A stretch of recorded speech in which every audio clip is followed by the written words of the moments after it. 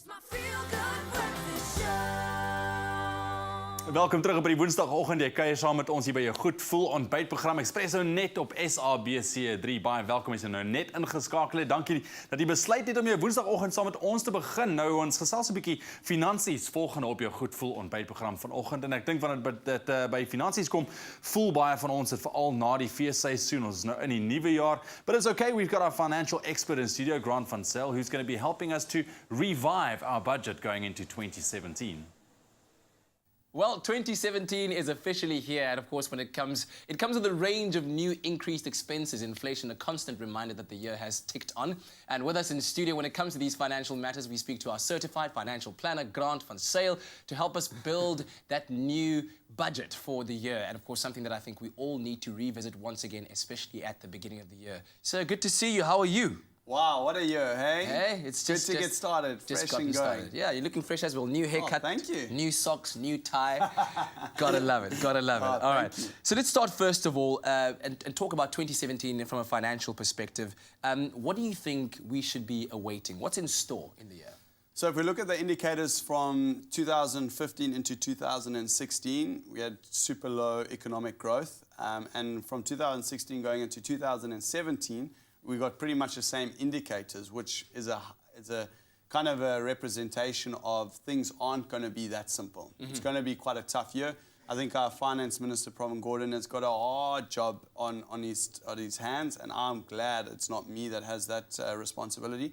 But he has proven time and time over again that he's actively involved in making this become a success. Yeah. So yes, it's going to be tough, but at the same time, we hopefully the finance minister's got it under control. Cool. Well, hope is there. Don't know if hope really does much for the economy, but like you said, anticipation of a slow growth rate in the economy. So how should we be approaching it as individuals, as consumers, as citizens in 2017? Yeah, so I think when the economy is on the back foot, you always want to go with caution. You know, you don't want to go into a place where you make the major renovations on your home or buy the big homes or overspend. You know, you want to get yourself into a position where your budget and your expenses are well under control and you've got surplus money to actually invest, because we don't know what living expenses are going to become.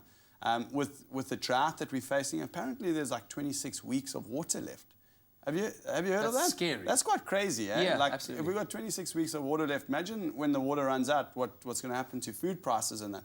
So conservative, 2017, I would say. And of course, with that then comes the all-important, and I know that people will say we've been saying this word over and over again, but budget, budget, budget. You can't overemphasize the importance of budgeting. Yeah, I think me and you must probably sick of that word, but but I think budgeting is the fundamental of a sound financial plan. Yeah. Without a sound budget or a prioritized budget, you're not going to succeed.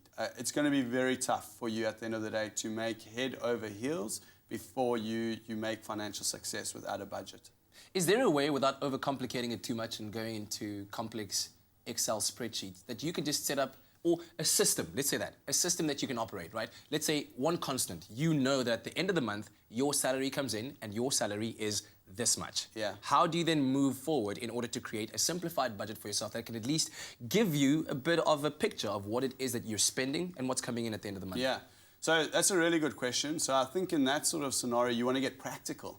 So there's going to be a certain amount of debit orders that are going to go off your account, and you can't do much about that. The more debit orders you have in place, the better, because then you can't touch that money. It's gone, you know.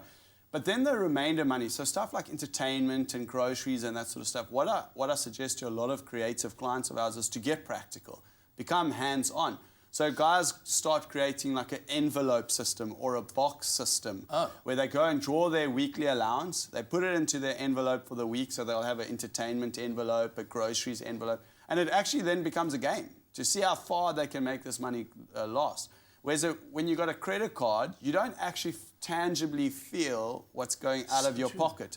So you want that tangible experience to become practical and make sure that your budget is actually aligned, because it doesn't help setting up a budget and at the end of the day you don't follow it, you know? So a lot of people need that tangible practice.